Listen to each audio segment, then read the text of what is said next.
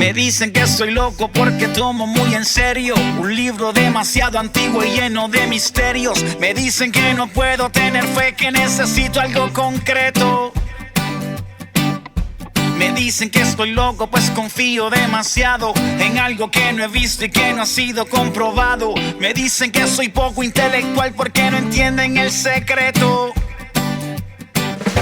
No pueden comprender que yo te amo sin necesidad de verte, que tengo tu palabra.